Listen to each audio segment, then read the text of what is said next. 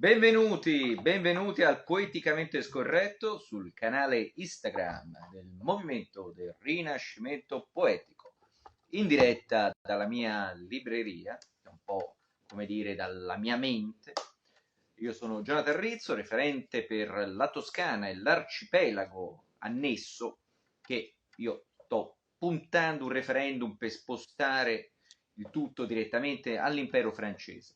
Detto questo appuntamento del martedì è un appuntamento letterario. Noi vogliamo provare, voi come Rinascimento Poetico, non è un plurale maiestatis nel mio caso, l'intenzione è quella di parlare di poesia, di libri di poesia contemporanea con gli autori. Oggi abbiamo ospite la poetessa Sabatina Napolitano, che vedo già connessa, per cui vado subito a invitarla. Mi ha chiesto lei l'invito, ma la... Vediamo, eccolo, è partito l'invito. Vai giù tu. Allora, 3, 2, 1. Sabatina, benvenuta. Buonasera.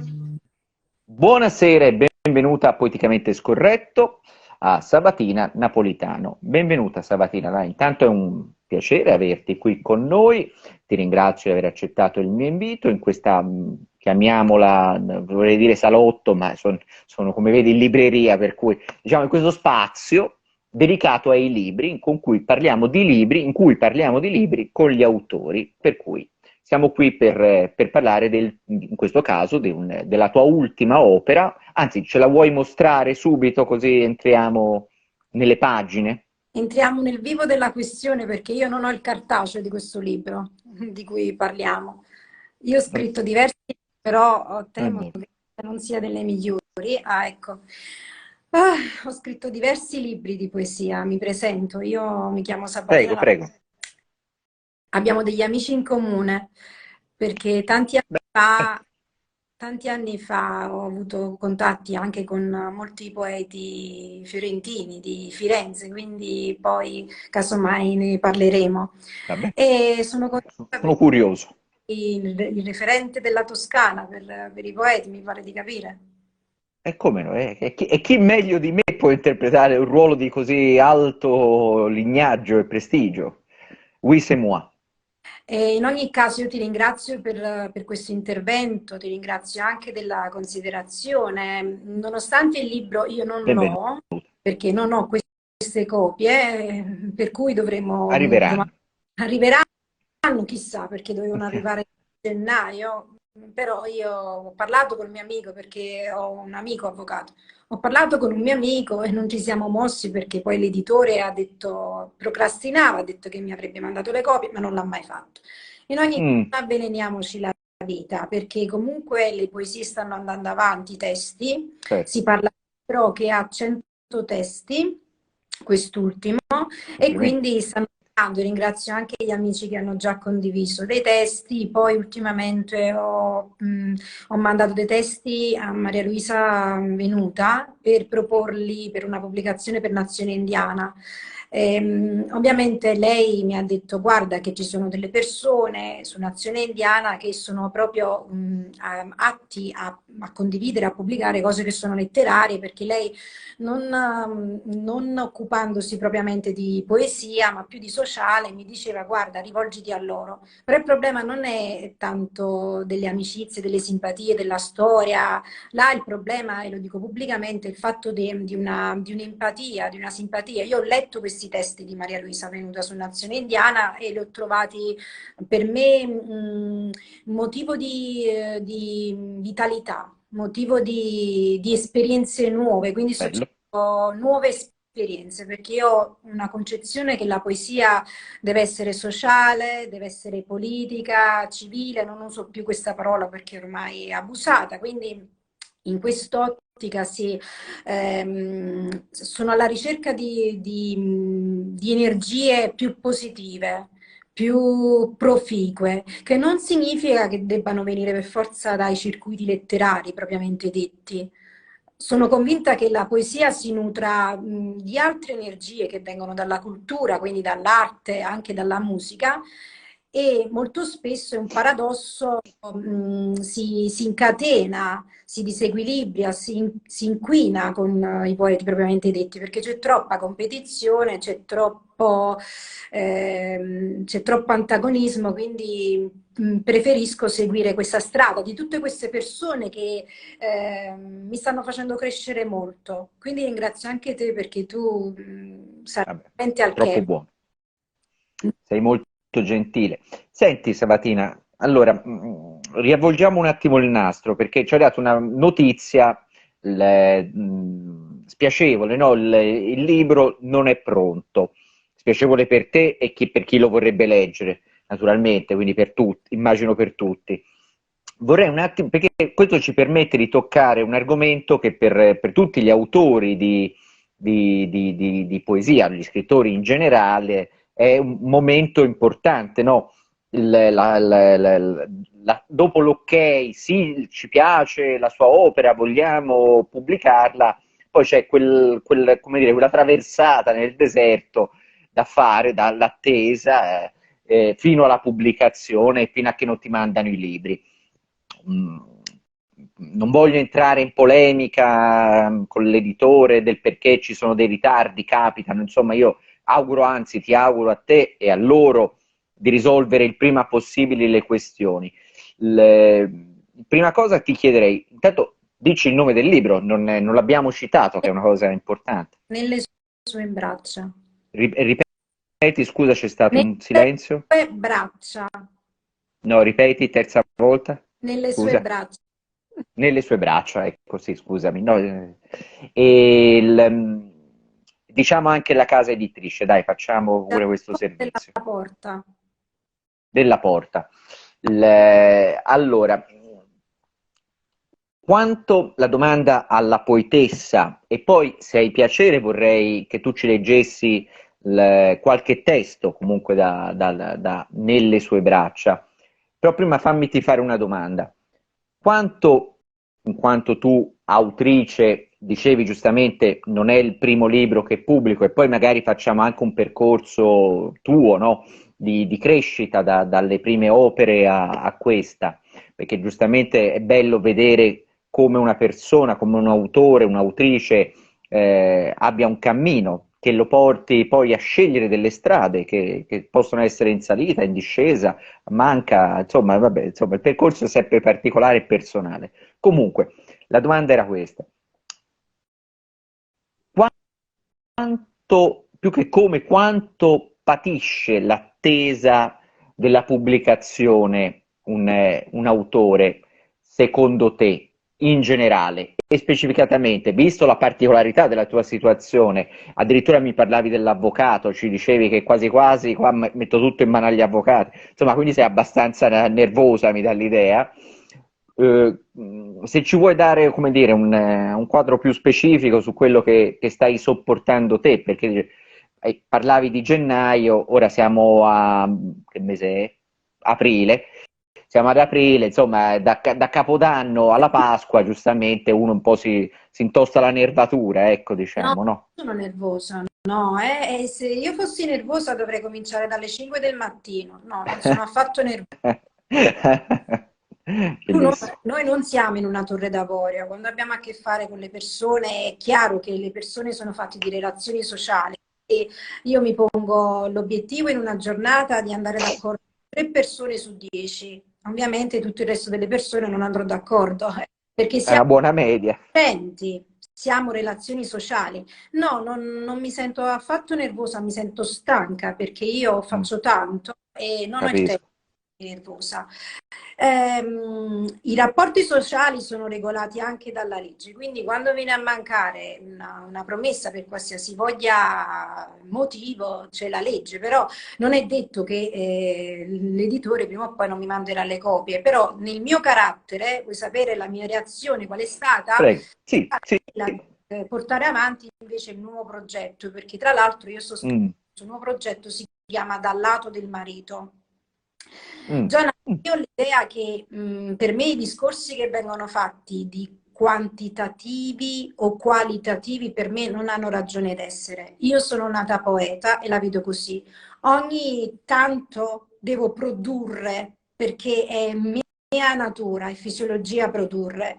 Mi ero ripromessa concorsivo di non scrivere più per la poesia, però poi ho cambiato casa e quindi l'occasione di dedicarmi a questo cambio di residenza, parlando della biografia, mi ha dato comunque il là per scrivere questo libro. Quindi, siccome Gian Giacomo era un amico, ci siamo trovati a parlare, ho detto vabbè, dai, pubblicalo tu. Il libro che sta venendo fuori invece adesso, perché questo libro comunque è stato pubblicato da un po', quindi nel frattempo io avevo altri testi e sto scrivendo un altro libro. Quale iter seguirò? Questo mi vuoi dire? L'iter che segue... No, no, in realtà ti chiedevo uno stato emozionale, l'attesa dell'autore per vedere, come dire, partorire, brutto l'immagine No, del partorire, no, proprio, lo come spa- dire, che il libro sia fisicamente nelle sue mani, non ho lo l'amore spasimo, per i libri. no, no, no, non ho lo spasimo dell'egotismo. Ok, Sono ah, narcisista. ok. Non ho questo spasimo. Io Mm. ho uno spasimo per fare cose che hanno a che fare con la viva storia, con la storia sia dell'umanità che con la storia che ci appartiene. Questo è il mio vivo spasimo. Io il libro l'ho scritto e ho fatto un regalo al mondo per dire che io sto qua. Io cito sempre povera Crista perché è l'emblema dell'essere, non è che voglio impietosire, però sono qui, povera Crista, sono venuta a vivere ad Asciano, quindi ho fatto anche un regalo alle persone che sono qui perché ho citato finanche ho dimenticato forse l'edicola, il giornalaio, il bar, però comunque tutti i ristoranti, ho parlato delle crete, era doveroso scrivere un libro del genere, un libro di primo impatto, perché logicamente poi la vera poesia, quella alta, quella che io ho detto essere la poesia pubblicabile su The New Yorker per dire o sui grandi giornali statunitensi, ecco, quel tipo di poesia si fa quando la prima esperienza è masticata, però io dovevo dare un libro di prima esperienza. Con prima esperienza intendo, dovevo dare proprio un libro di una persona che cambia completamente residenza, così di punto in bianco. Quindi ho trovato la soluzione più semplice, che era quella di proporre dei testi di poesia.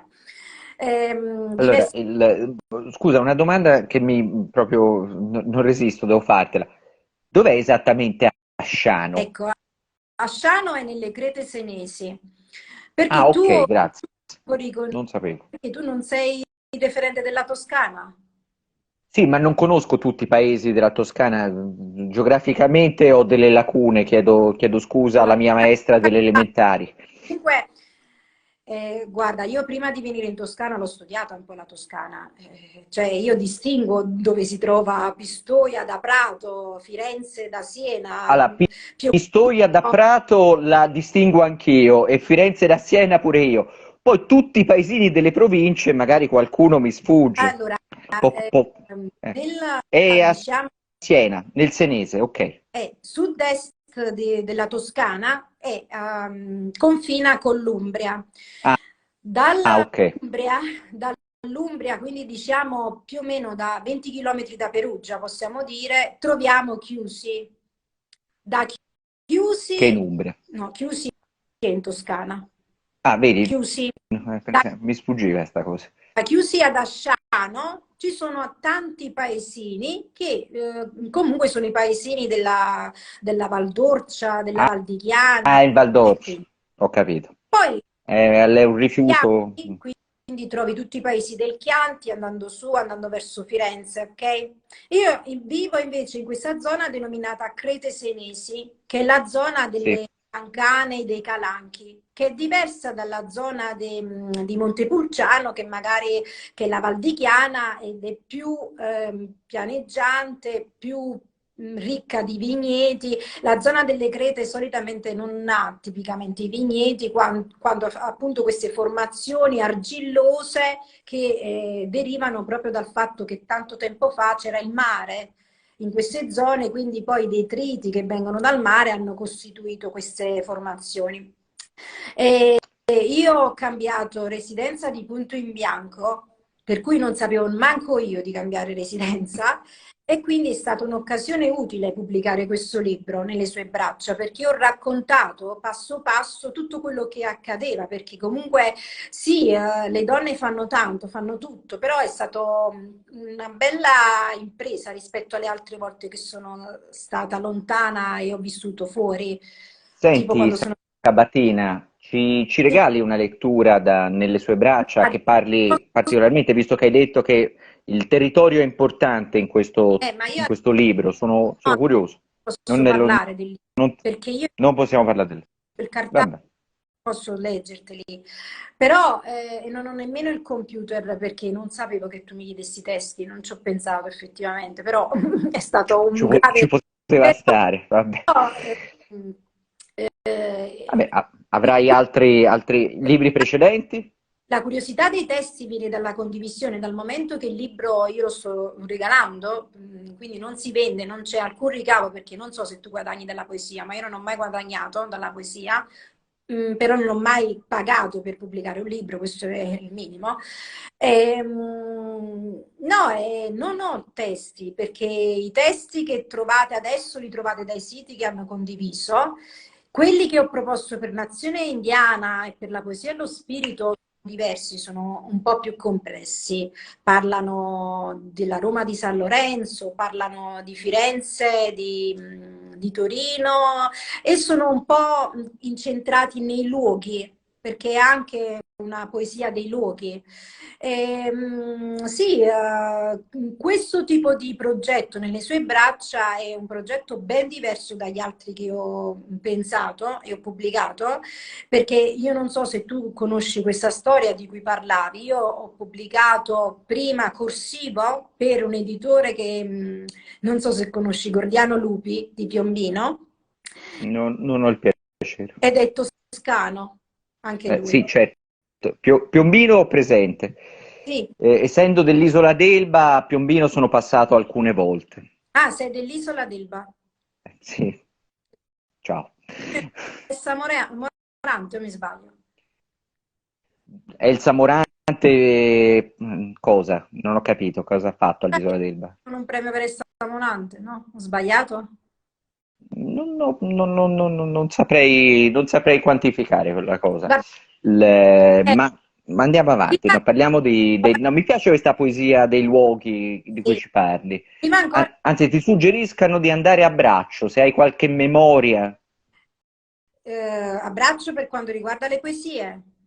Sì, nel senso, se ti ricordi qualche verso, anche così almeno da poter, come dire, avere un assaggio, un soffio della poetessa, scusa, della poeta Sabatina Napolitano, per assaggiare. Ne ho scritti tanti, ne ho scritti veramente tanti di testi, però potrei fare una cosa, potrei fare una sorta di sommatoria, non lo so, potrei Prego. prendere altri libri per declinarti un verso, però sarebbe più decisivo comunque parlarti di questi libri, anche perché ci resta pochissimo tempo. Io Beh, ora volevo non è questo per farmi conoscere. dai, mica così drammatico, ci abbiamo ancora Ah, 25 minuti almeno, dai, 5 minuti per passano in chiacchierare. questo, che Vabbè. prima di corsivo ho pubblicato poi Scritto d'autunno e una breve raccolta per Arcipelago Itaca.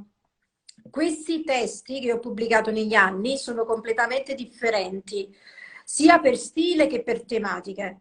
Quindi il progetto che io ho per quanto riguarda la poesia cambia ogni volta. Non ho la stessa, non ho lo stesso concept, non ho lo stesso modo di scrivere il libro. Cambia il modo che ho di parlare sia a me stessa che al pubblico. Però ci sono delle preferenze che ho. Ad esempio, io preferisco la poesia autentica. Mi riesce molto difficile apprezzare una poesia che è molto in voga, ma a me non piace, la poesia della costruzione, cioè costruzione di immagini, di luoghi, ma alla fine a se stessa. Una poesia che non racconta l'io, una poesia che non racconta la biografia, una poesia che non racconta la vita.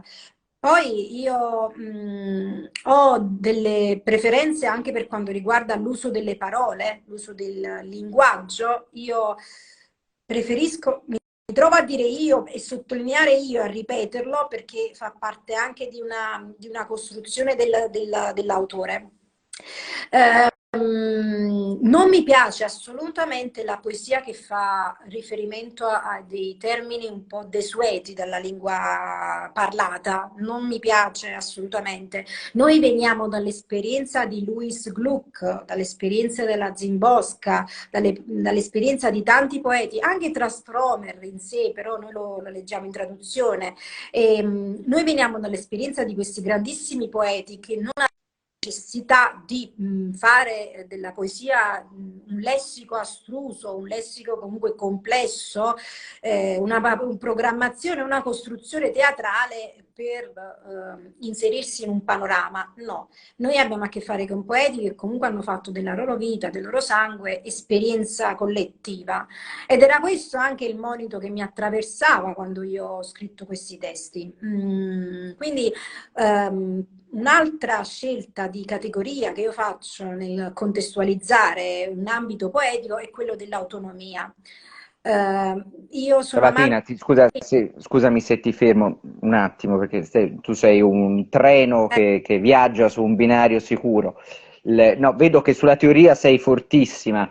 È possibile, non è possibile proprio avere neanche un assaggio di pratica della tua poetica, perché ci stai spiegando come scrivi, ma se non lo leggiamo è Qui tutto un po' nuvoloso. ce l'ho sotto mano i libri, ce l'ho di là, sono su internet, sul serio, non ci vuole tanto. Sabatina Napolitano Poesie. Poi c'è anche il blog. Sì, ma se le persone staccano da ascoltarti adesso e vanno a cercarti su internet, non ha senso che io e te parliamo, Tu hai il mentre è computer bello se ti davanti? ascoltano Hai adesso. un computer davanti? No, non ho il computer davanti, ho te davanti, voglio ascoltare le tue poesie lette da te, per favore. Se ti vuoi, ti concedo serenamente di alzarti e di andare a Oh, prendere un libro, non è un problema se ti prendi 30 secondi. Eh. Allora, scusate amici e amiche in ascolto, la nostra ospite Sabatina Napolitano è andata a prendere un suo libro per leggerci un po' di sue poesie, perché ci stava spiegando come scrive, ma io gli ho detto sì, ma faccelo sentire come scrivi, perché se no la teoria è bellissima, ma ci riempie tanto le orecchie, ma poco il cuore, mentre la poesia ci riempie subito il cuore.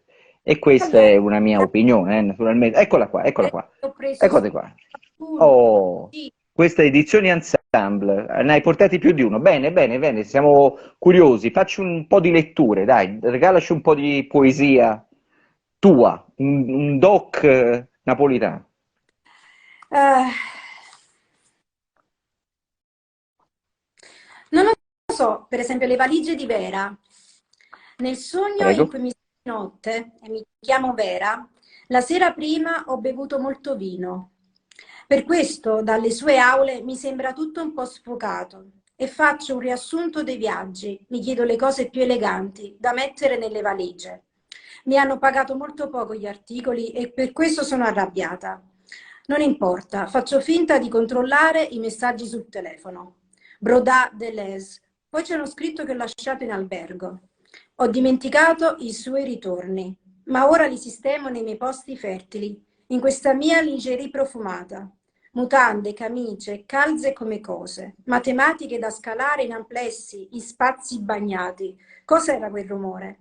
Diversi bambini che giocano al parco, altri sdraiati sull'erba, donne che portano i cani al supermercato. Siamo in una foto di gruppo, insieme a degli scrittori che mi rincorrono. Qualcuno si ferma all'area di servizio, tu prendi un caffè, mentre il tuo amico parla al telefono. Si comincia con gli atti a gridare, si comincia col corpo. Si sommano i passi e le bracciate per ogni volta che ho abbassato lo sguardo. Mi fermo in farmacia. Nel mondo danno notizie di milioni di ettari distrutti, in Siberia, Amazzonia, Australia e chissà dove. Questa è una poesia che, come vedi, esplica quello che è il mio stile, il mio manifesto di poetica.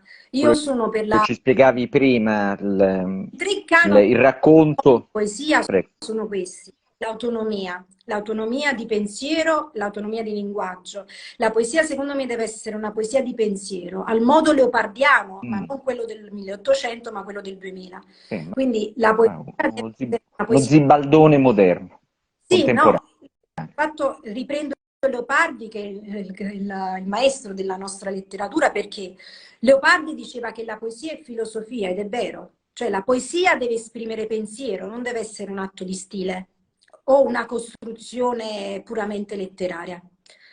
Sembra un racconto, non è una Sì, poesia. No, poi ci sono c'è un commento, brava, lo anche stai leggendo, stavo per leggertelo io. meno prosastiche. Però questo è il primo concetto, il concetto dell'autonomia, sia di pensiero che dell'autonomia anche di voce. Deve essere una Concordo voce. pienamente. Secondo concetto è quello del non utilizzare queste forme astruse, i concetti un po' desueti. Per fare poesia non è detto che devi scrivere strano o male.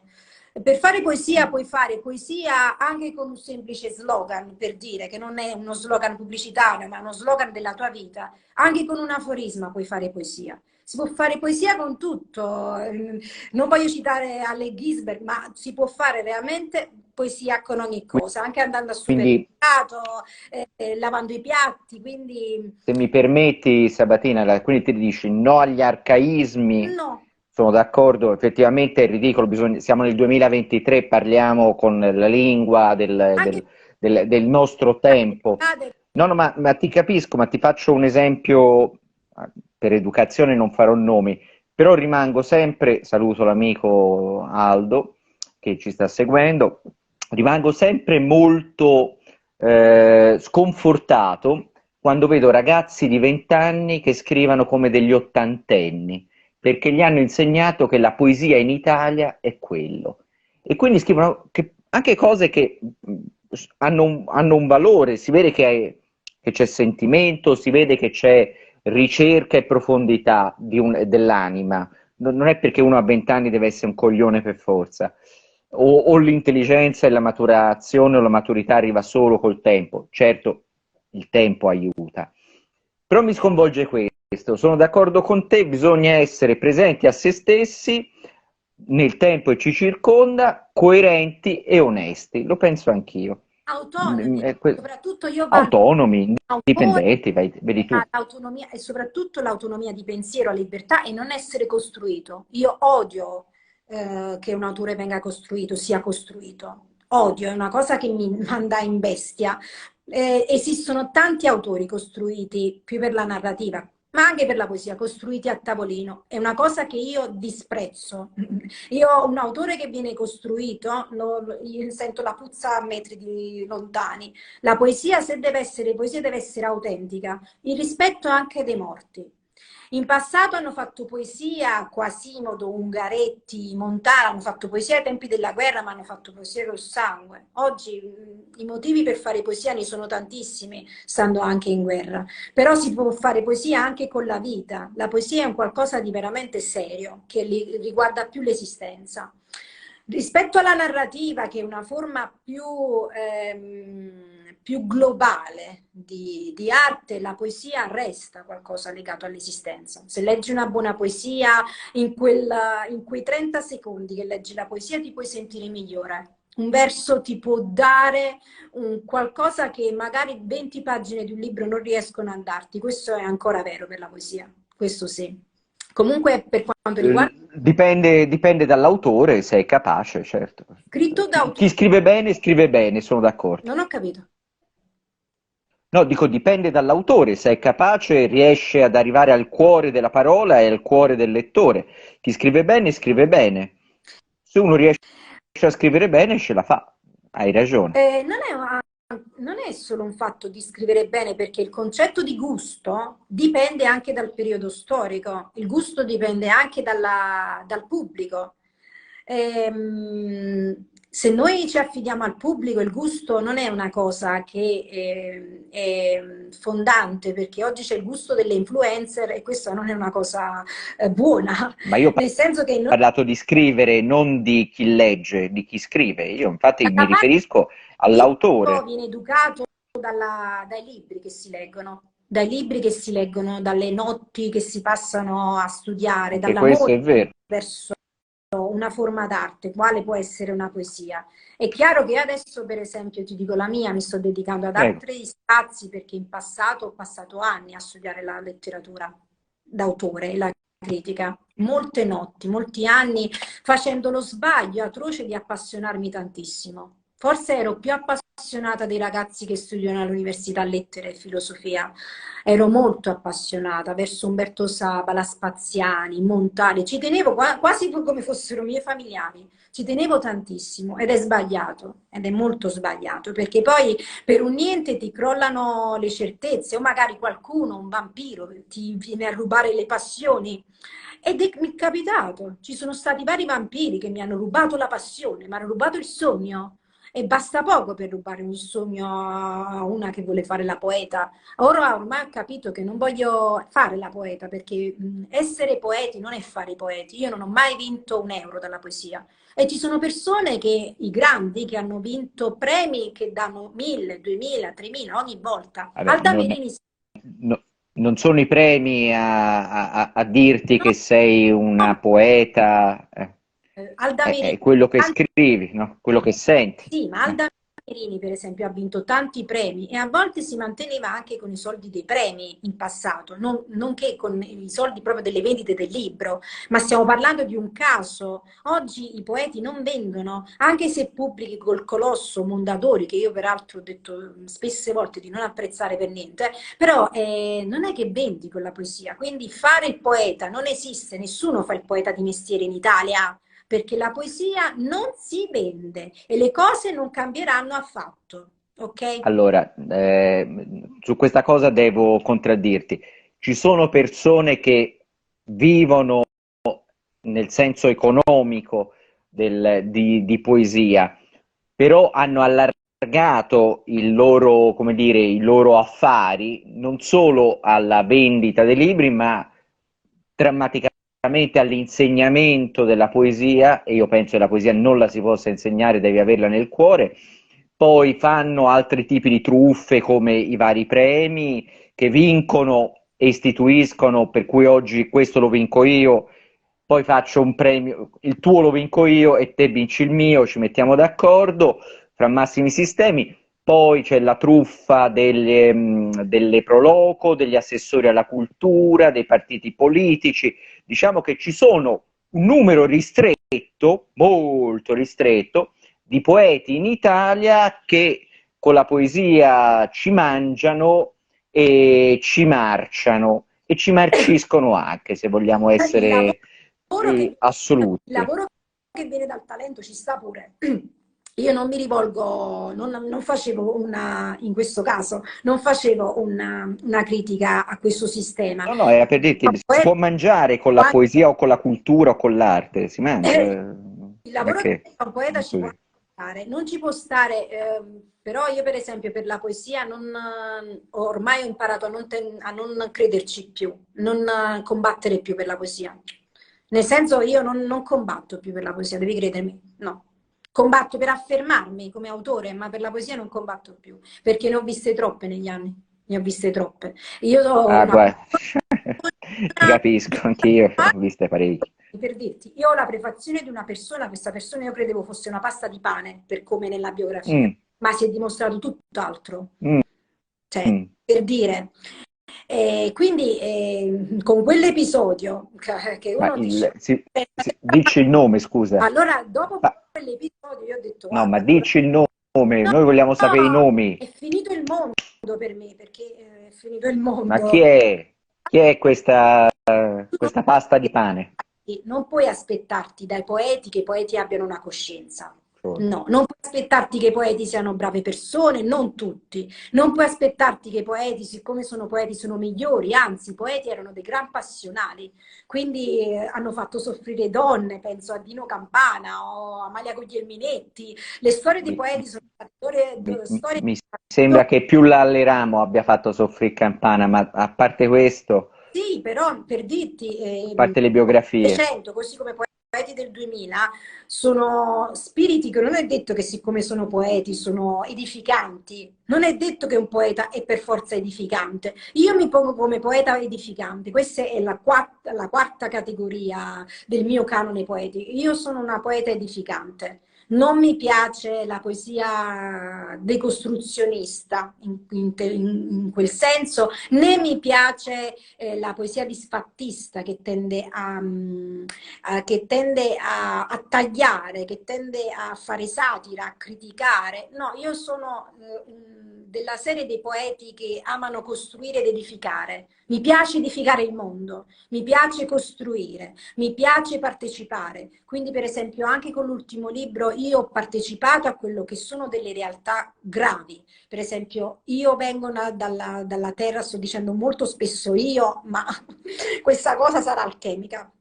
C'è Venendo dalla c'è un conta io che sta segnalando che hai superato ormai il centinaio. massimo. Sei in tripla cifra. Venendo dalla terra dei fuochi, o Ah, anche la terra dei fuochi dove si muore. E a cioè, me è boia, piaciuto stare con la avvelenati. a questo. No, si muore di tumore, si muore. Avvelenati. Anche se qua ad Ardea c'è ho scoperto vicino a Siena, quindi non so se i senesi lo sapevano perché mi è stato detto, poi ho visto anche il posto sul sito del comune che c'era un ex fornace che era di amianto, molte persone sono morte in quella fornace, cioè a pochi chilometri da qui, a pochi chilometri anche da Siena, non ne sapevo nulla, mi è stato detto da una mia amica. Per dire che l'amianto si trova ovunque, ma dalle mie zone si somma l'amianto, si sommano gli scarichi dei rifiuti che mettono in questa valle, che è la La valle. camorra. Sì, perché là è la discarica dell'Italia. Io adesso sto un attimo aspettando quello che accadrà con i roghi d'estate.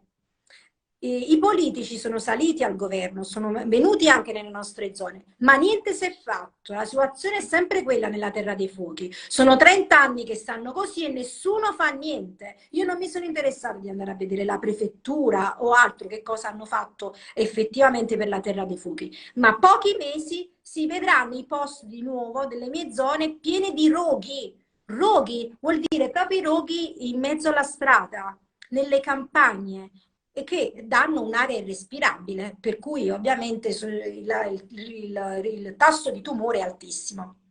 E mi piace costruire informazioni, costruire qualcosa di valido, perché io sono vissuta in quelle terre.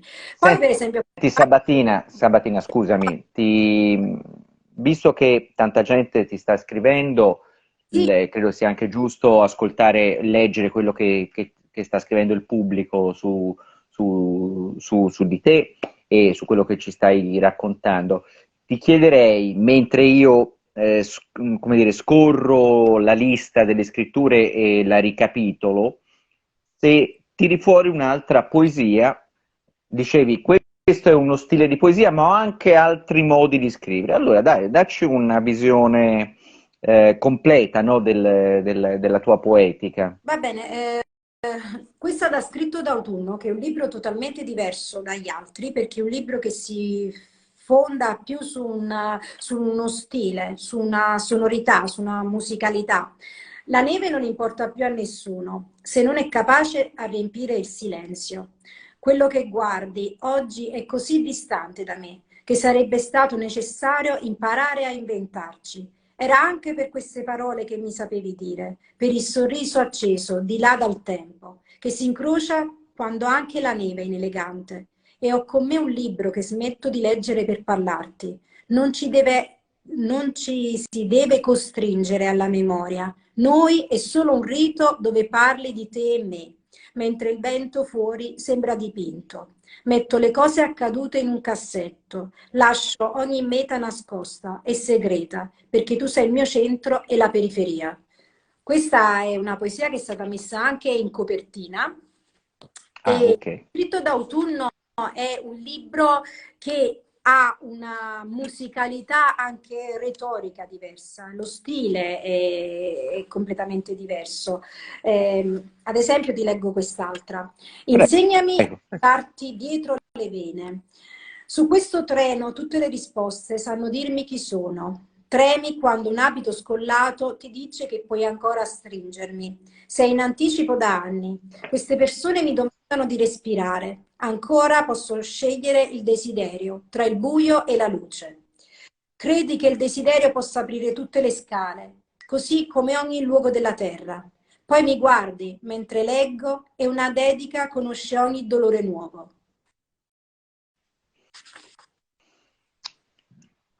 Allora, visto che siamo addirittura d'arrivo della nostra intervista, ti leggo quello che le persone che ascoltano stanno scrivendo, come dire, colpite dalla tua verve e dalla tua poetica. Te le leggo tutte e poi rispondi tutto insieme. Nel frattempo, a chi ci ascolta, io chiedo, suggerisco, se avete altre domande, curiosità, commenti da fare per la nostra ospite Sabattina Napolitano, scriveteli perché questo è il momento giusto e che poi andiamo tutti a cena. Allora, un'ascoltatrice che è molto attiva, un'ascoltatrice, un ascoltatore, scusate, non so, non conosco, che si firma, qui i nomi su Instagram sono tutti strani, settecachi.tv ti dice, tra le varie cose che ti ha scritto, si dice che la gente, poetante, si strugga per l'intera sua giornata. Il minimo da parte dello Stato sarebbe darle un reddito costante. Fatto pure la rima, sì, non mi dispiacerebbe. Poi, io ah no, scusa, è in inglese, in spagnolo. Los paroliere barra bassa limbus alza la mano, quando probabilmente parlavamo dei poeti. Sempre settecachi.tv dice: secondo me il problema è che il lettore di poesie sia un poeta. Un lettore che sia solo lettore è il pubblico adatto alla lettura. Nella poesia ci si legge per lo più tra scrittori di poesia. Ecco, questo è un macro tema, diciamo, e vabbè, gli altri stanno partecipando e stanno ascoltando. Beh, questa è una domanda effettiva, è come se fosse una domanda, è posta a domanda. Tu che ne pensi? È un problema? O meglio, è così? Siamo autoreferenziali perché nessuno ci ascolta e quindi ci attacchiamo l'uno all'altro? Ci leggiamo solo fra di noi, a volte nemmeno ci leggiamo e a malapena ci compriamo il libro. Dici un po' la tua impressione su questo ambiente, io lo chiamo il villaggetto poetico. Tu che ne L'ho pensi? detto, la poesia non vende e ho visto i risultati che escono dalle Major. Adesso c'è questo premio Poesia Strega, quindi da lì uscirà più o meno una tendenza, uno stile dominante. La poesia è diventato qualcosa di scollegato alla natura umana, mi sembra. Anche Inaudi sta cacciando questi libri di poesia, cioè i lampi insignificanti, perdonatemi, ma No, cioè, non c'è dici. diffamazione. Io come giornalista e come libero pensiero posso esprimere quello che voglio, ma voi pubblicate un libro, Assolutamente, qui particolarmente. cioè apri una pagina, non ti esprime sangue, non ti esprime croce, non ti esprime vita, non ti esprime pensiero, non ti esprime un concetto edificante, non è niente, sono lampi. Ho stirato i capelli, adesso ho mangiato, vado in bagno, è così. Un libro che è uscito in Audi è di una bruttezza e di una pochezza, veramente, di una pochezza. Ma Mentre poi ci sono... fai i nomi, noi vogliamo i nomi. È evidente. Dici, lanci il sasso, nascondi la mano, Persone perché si fa così. loro si fanno il Eh. progetto perché comunque perché loro esprimono comunque ecco, un entourage, ma un entourage fondato sul nulla, sul talento zero e qualità bassa, mentre invece ci sono dei libri di Patrizia Cavalli molto belli, molto belli. Ecco, il paradosso è questo in Italia: grandi poeti, potenzialmente ancora più grandi, vengono valutati pochissimo. Poetica non contano niente, cioè scrivi parole, tu non sei poeta, hai scritto, se non vai male, 200 righe in 70 pagine, quindi hai scritto un libro insignificante che come stile non dà nulla, che hanno un successo clamoroso, quindi vengono invitate, queste tizie vengono invitate in giro, sannate, non si sa come sono arrivate a pubblicare Einaudi, però chiaramente... Non facciamo male lingue, non facciamo male No, lingue. sono arrivate Mm, per un gusto, no, Malizie. per un gusto, perché che ci vuole tanto, se tu hai un gusto dominante, uno stile, puoi anche arrivare a un Audi. Potrei arrivare anche io, ci posso arrivare anche io per la poesia, però io non punto a Te lo auguriamo, no, non punto a Einaudi, l'ho fatto capire in tutti i modi possibili. Io punto a un per dire. editore, io punto a un editore che sia autentico con me, che sia sincero, perché io apprezzo molto la sincerità, perché un editore ti cambia la vita. A tutti gli editori mi hanno cambiato la vita, in meglio e in peggio. Questo Eh, dell'ultimo libro in peggio, però peggio. io magari gliel'ho cambiata in meglio. Comunque c'è uno scambio. E io desidero avere un rapporto lavorativo con una persona sincera, cioè con una persona normale, serena. È chiaro che però un domani se avessi dei rapporti con qualsiasi editore, anche per la poesia, perché io ho un altro libro che si chiama Dal lato del marito, anche per un grande editore io voglio un rapporto sereno, sincero con l'editore, con l'editore, con chi mi rapporto.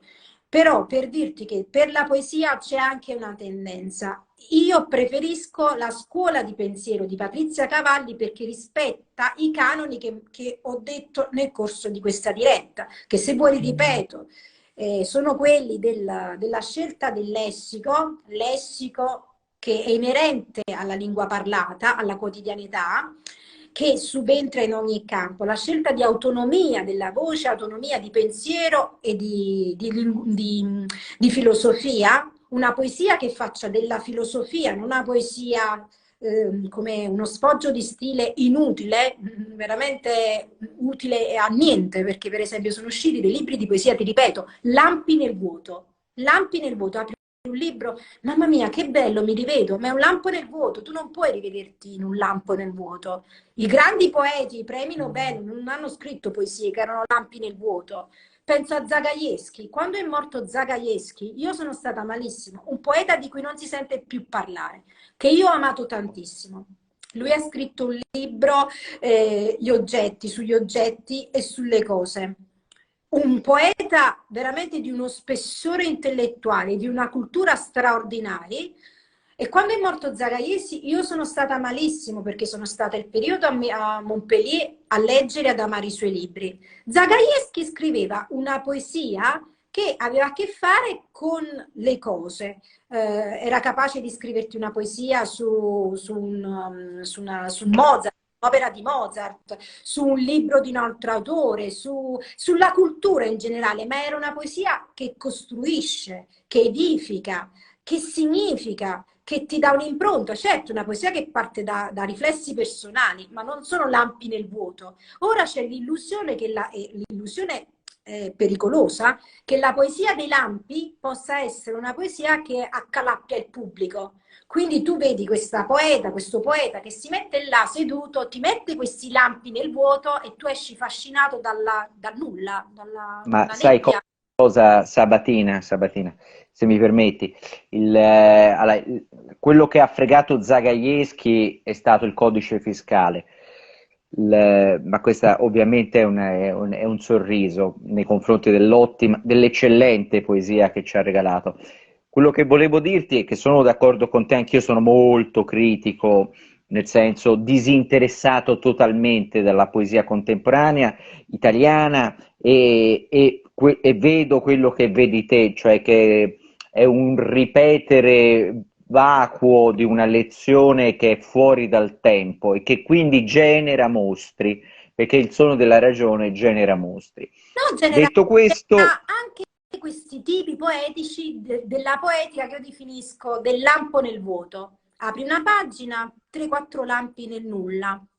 Apri un'altra pagina, un lampo, allora tu apri tutto il libro e dici, vabbè, ma prima o poi ci sarà qualcosa. Non c'è nulla. È un libro fatto sul niente più assoluto. Però la cosa pericolosa, e ripeto che è importante, è che i libri di poesia oggi non possono essere fatti sul niente, sulla nebbia. Costruite voi editor, case editrici, costruite un gusto, che è il gusto anche dei vostri figli. Allora, costruiamo un gusto. Beh, no, io su questo non sono d'accordo, dico poeti, scrivete quello che avete voglia di No, no, scrivere, che avete nel no, cuore, però se non ci piace, no, legittimo. rivolgendo ai direttori editoriali, agli editor, perché sono loro che formano la cultura, paradossalmente. La cultura italiana è fatta su di loro adesso, non è fatta più sui giornali, sulle loro scelte. Ecco, Quindi voi beh, avete i libri da pubblicare. cultura e Italia sono due parole che non si incontrano, Per mi favore, sembra. sceglietele in base anche al gusto che è quello che sarà poi dei vostri figli. Scegliete, allora voi a vostra figlia, a vostro figlio volete dare un educatore che gli lascia un libro con i lampi nel vuoto. Ma com'è bellissimo questo libro, ma sono lampi nel niente. Non è una poesia, non che la Mm, poesia mm. deve essere prosastica, ma la poesia deve significare un contenuto. Io ho l'idea, ho anche un altro criterio. Una poesia deve essere una storia. Tanto tempo fa si faceva riferimento a questa grossa novità che era quella di Aldo Busi, che era quello, ora mi sto confondendo con gli ambienti, che era quella di Milo De Angelis, che era quella di Antonella Nedda, che venivano da questa scuola che si chiamava tanto tempo fa Orfica, ma che adesso non esiste più. Il problema è questo, perché comunque è andata scomparendo. Il problema della loro poesia, che era la grossa innovazione all'epoca, era quella di costruire una storia conclusa nella scrittura. Ma questa cosa è stata fatta anche da altri giornalisti e scrittori, ad esempio prendi Bevilacqua, con delle modalità diverse, di certo non orfiche. Però quando tu leggi ad esempio una poesia di Bevilacqua, ti rendi conto che una poesia di Bevilacqua è una piccola storia ed è una storia bellissima. Quindi c'era il concetto che il libro di poesia è una costruzione in divenire, che è talmente bello che poi diventa un progetto che comunque ha a che fare con l'eterno. Quindi tu quando apri una pagina di un libro di poesia di Bevilacqua ti senti esistente, ha quella magia della poesia che hanno le altezze, che viene prodotta dalle altezze di pensiero. Però se tu apri un libro di poesia fatta coi lampi, che altezza gli dai al Va bene, mondo? va bene. Sabatina, allora, sono d'accordo Perdonami, con te che perdonami, scusami, perdonami questa Prego. piccola critica, che non è una No, critica, no, no, bensì è è la stata critica bella di un lunga gusto. Allora, tu mi hai invitato a e sono anche d'accordo. Sono io anche d'accordo con la poesia, te, quasi su tutto, diciamo, allora, a parte tra Bevilacqua, poi sono l'altro, d'accordo su tra tutto. l'altro, le ragazze, queste qua che stanno uscendo, loro conoscono perfettamente, però è bello che poi si è fatto azzurro il cielo. Loro conoscono perfettamente i criteri che sono della mia poesia, ormai sono banali, sono semplici, basta leggere le recensioni. Però, perdonami, siccome mi hai dato parola, ed è difficilissimo avere parola, io ci tenevo a dire questo, che scegliamo bene la poesia del futuro, perché se noi facciamo poesia o sulla costruzione come la propongono gli accademici, che non significa niente, il teatro, lui sta nella, noi stiamo guardando, loro stanno facendo, la piazza era con la gente, ma questa cosa fa paura. Se noi facciamo questo tipo di poesia, cioè la costruzione degli spazi, si è perso il senso della parola, si è perso il senso anche della musicalità, proprio della lingua italiana, perché è una poesia costruita, non è una poesia che viene dal genuino, dall'autentico, dal pensiero. E quindi si perde anche tutta quella poesia delle donne che ci hanno insegnato, penso a tante poetesse che ci hanno insegnato la parola, anche la Spaziani, per dire una italiana. La seconda cosa è che mi preme dire è, nello scegliere questa poesia del futuro, per favore non costruiamo in Italia, perché probabilmente fuori dall'Italia si ha un gusto proprio dell'autentico che deriva dalla poesia, la poesia del pensiero, non costruiamo una poesia inutile di lampi, perché questa poesia è inutile di lampi e queste pubblicazioni che derivano da queste poesie di lampi Eh, fanno Questo ce perdere. l'hai già detto, ce l'hai già detto, ce l'hai No, già ma detto, è chiaro, è chiaro. Io perdona, sono d'accordo con te, nemmeno a me piace la poesia no, astratta. fanno perdere spazio, posto e possibilità a chi magari ha un talento poetico. Questo è quanto. Mi sono ripetuta, ma tu mi hai dato parola. E No, no, questi sei sono... stata chiara. Allora, cara Sabatina, visto che siamo in chiusura praticamente ai titoli di coda, ti leggo solo le ultime cose che ti hanno scritto, perché mi pare giusto che Sì, chi ti ha seguito e ti voleva parlare possa farlo. Ale, il fiorentino, ti dice: mi puoi salutare, prof? Deve essere un tuo alunno. sì, lo so che mi Non seguite, so. alcuni mi scrivono anche su Instagram. Io non vi posso rispondere, però vi tengo nel cuore, mi mancate Vabbè, tantissimo. Scuola vabbè. tantissimo. Allora, sempre Kaki ti dice: con quali editori ti sei trovata meglio? Eh, io non ho una preferenza di editore, devo essere onesta. Siccome scrivo poesie veramente che vengono dalla notte profonda, io scrivo le poesie di notte, la mattina alle 5 quando mi sveglio, quando sono più... perché ho capito che la poesia viene proprio da quel lato più pulsionale, meno logico. Quindi a me l'editore non è che li metto a paragone uno con l'altro, cioè non dipendo dall'editore in questo senso, ma è la Direi stessa cosa anche non con l'ultimo, sicuramente, se abbiamo io capito. collaboro con un editore e io lavoro per un editore, ma io sono professionale, c'è un rapporto lavorativo, non è che ci mischio quello che accade nel mio letto, come lui o lei non mischia quello che accade nel suo letto. No, io non sono perversa, sono una persona normale, sana. Ed è strano trovare una persona normale nell'attività letteraria. Veramente sono una persona normale, semplice. E dovete credermi, non ho trovato un editore migliore di un altro. Fare in torto a un'altra, certo, questo caso di questo editore che non mi fa trovare il libro è patetico, veramente è vergognoso. Però comunque avrà i suoi problemi, ha i suoi problemi, quindi non è che parlo male, io dico solo che la situazione è un po' vergognosa, Te lo però dico io, sta fallendo, te lo dico io. eh, ma Purtroppo è così, ha fatto il passo più lungo della nella gamba. vita, se ti dico l'ultimo fallimento che ho fatto, l'ho fatto qualche giorno fa, che ho perso un treno mai visto nella mia vita. Ho perso un treno che mi avrebbe cambiato la vita, ma io ero talmente preoccupata per tanti problemi che mi stanno accadendo e ora non sto a dirti, ma soprattutto anche per dei fatti di salute che devo risolvere, che io non Mi ho spiace. proprio ragionato su questo treno che io non ho preso. Però sono nelle mani di Dio, prenderò un altro treno, magari forse Dio voleva quel treno per me, non altri.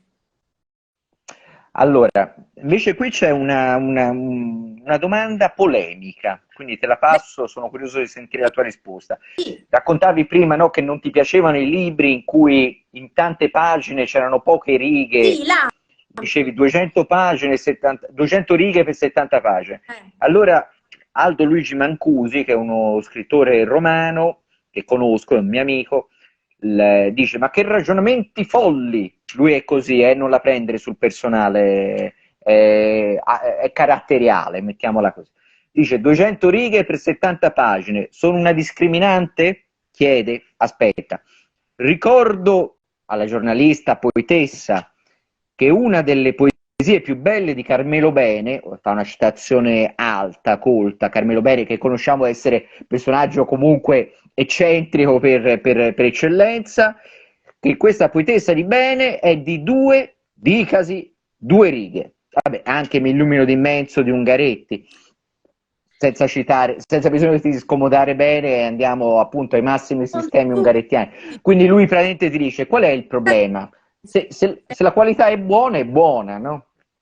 Penso, voglio C'è dire. una netta differenza tra l'ermetismo, a cui a volte Carmelo Bene anche apparteneva, perché lui era un ermetico, diceva col teatro poco a volte per condensare un molto.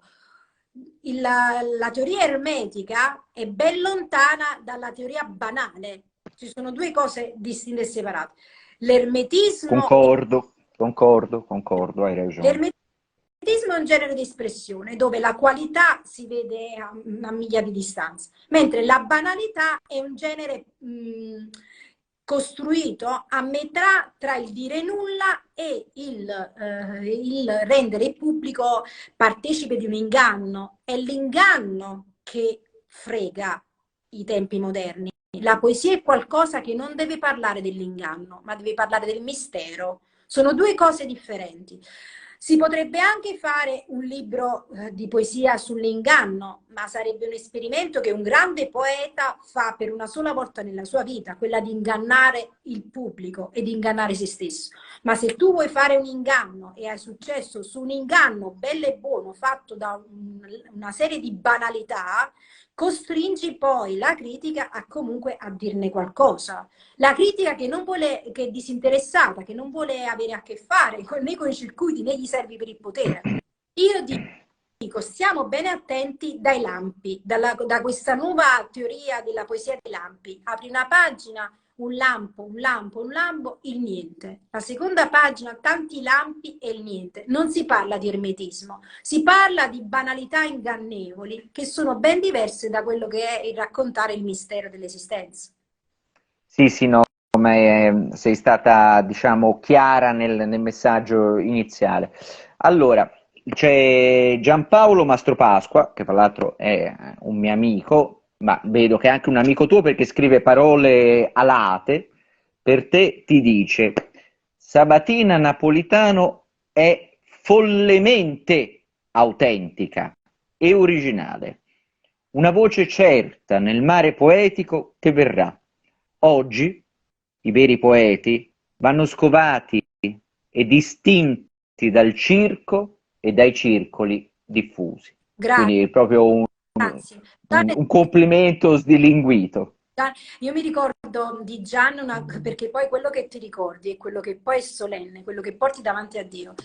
Quando la prima volta che mi ammalai, no, io mi sono ammalata una sola volta di polmonite, prima del Covid. Io stavo malissimo, ti dico che stavo malissimo. È successo anche a me la stessa cosa, uguale. È successa anche a me la stessa cosa. Natale 2018, 3 settimane a letto per la polmonite. Davvero? Ti giuro, sì, sì, non sto scherzando. Uguale. Quindi un anno e qualche mese prima del Covid, polmonite fulminata. Vedi, allora siamo legati perché questa è un'esperienza col bacillo. È un'esperienza che mi ha formato e mi ha cambiato la vita. Anche a me. La morte, perché lì ho visto la morte, mi devi credere. Io sentivo da me che lo spirito se ne andava, perché stavo talmente male, che io sentivo che lo spirito mi lasciava, cioè io stavo male, stavo veramente male, come se stessi morendo. Io mi accorgevo che il mio corpo stava combattendo contro la morte, guarda che è assurdo.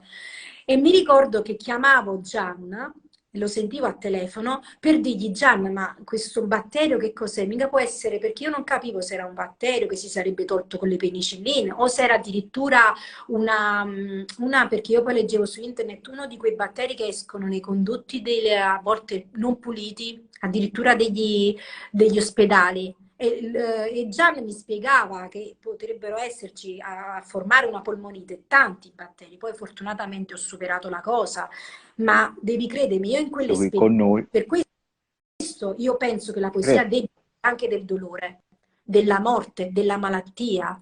Io adesso mi sono... della realtà. Sì, la morte fa parte della realtà, dell'esperienza umana. Del tumore a seno per le donne, della prevenzione del tumore a seno, il tumore ovarico.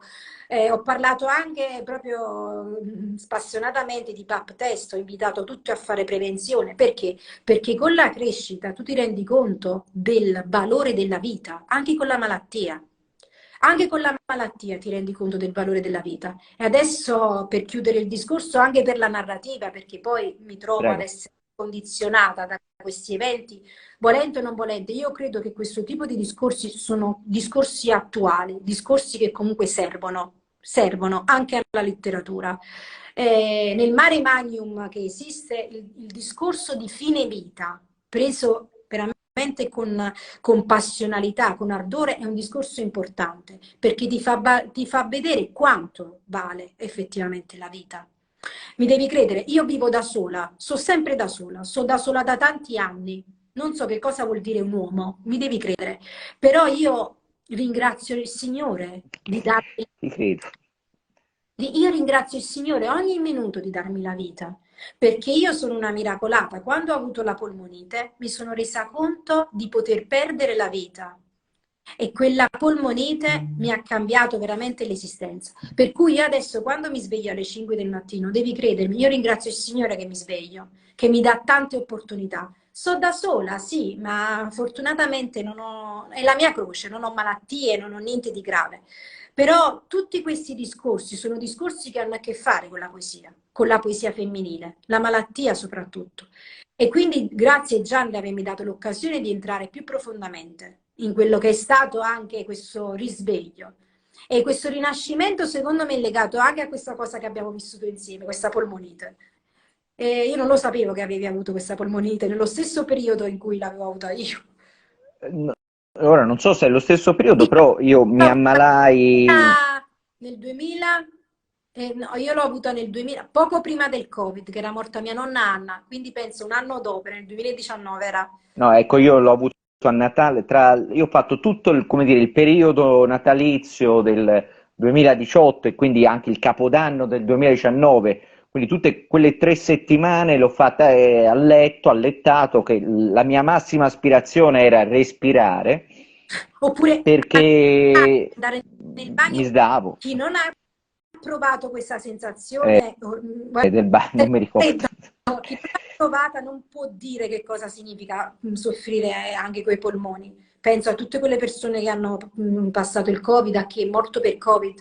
Comunque sì, in Certo. momenti in cui ti manca il respiro, perché il respiro è anche dato, ha avuto una risposta positiva di un signore che mi sta valutando per un articolo che ho dato a un sito, però allora, quando tu non fai questa esperienza del respiro che ha a che fare con la vita poetica, pneuma, io ho scritto la prima poesia che si chiama Pneuma, avevo 17 anni e l'ho pubblicata in un libro del 2008, Pneuma proprio, Pneuma che significa spirito, respiro, e chi non fa esperienza della possibilità di perdere il respiro non si rende conto del valore della vita, non se lo rende conto, e che è importantissimo. Allora, Sabatina, vado avanti con le letture perché voglio restituire a tutte le persone che ti hanno scritto il piacere che tu le ascolti. Allora, il 7kaki.tv ti dice, torna sul concetto dei lampi, ma credo che ormai sia assimilato, quindi te lo leggo e basta. Dice, i lampi però non saranno tutti uguali, credo. No, l'abbiamo detto, c'è differenza tra ermetismo e qualunquismo, lo dico io, ci capiamo. Poi Giampaolo, c'è un'altra, Mastro Pasqua ti dice un'altra cosa. C'è poesia che è letteratura e poesia che è oltre la letteratura. Ogni scelta ha una visione del mondo di cui un grande poeta ne ha contezza nella sua creazione. Quindi ti fai i complimenti. Grazie Gian. Ma il Giangio è un grande. Allora, abbiamo concluso, per cui titoli di coda, il Poeticamente Scorretto sul canale Instagram del Movimento del Rinascimento Poetico è stato onorato di aver ascoltato profonditamente, direi, la poetessa Sabatina Napolitano. Grazie Sabatina di essere stata con noi. Grazie onorata. Gentilissima. Ti faccio io un'ultima domanda, ma non è sulla poesia. Salutiamo Sette Cachi che ci dà il buonasera. Ma dietro di te vedo la luna? No, no, quella è la lampada. Questa è Ah, la è bellissima. Io sognavo la luna, vedi, sono poeta. La luna È sopra, non la vedi, non si vede dalla telecamera. È troppo grande così. Allora, Giuseppina Cudde 2022 ti dice: è stato interessante ascoltarvi, ha apprezzato la nostra chiacchierata. Grazie Giuseppina, ben gentile. Ultima cosa che devo dire, essendo l'inizio, il primo appuntamento di aprile, devo dare tutti gli ospiti del mese e quindi chiedo gentilmente a Sabatina di avere la pazienza di ascoltare, di attendere, come dire, questo breve elenco. Allora, abbiamo iniziato con la nostra Sabatina Napolitano, che invito tutti ad andare a scoprire, a conoscere nei vari siti, insomma fate la vostra ricerca su Google. Settimana prossima ci sarà la poetessa torinese Giovanna Finocchiaro, che è un reprise perché dovevamo averla a marzo e lei purtroppo poi è stata poco bene, quindi abbiamo saltato e la riprendiamo.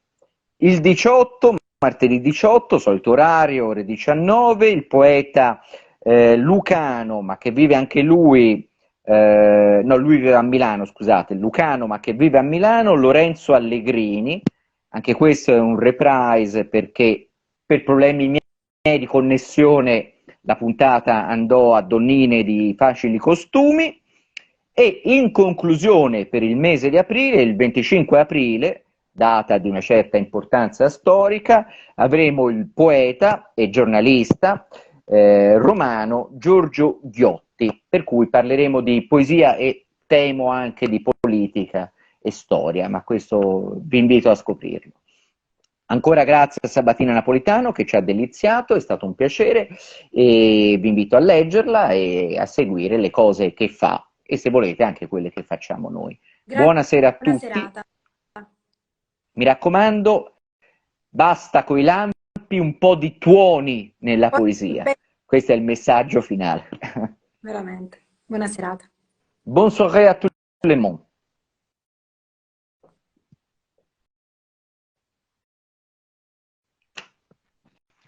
Madonna, che coglione.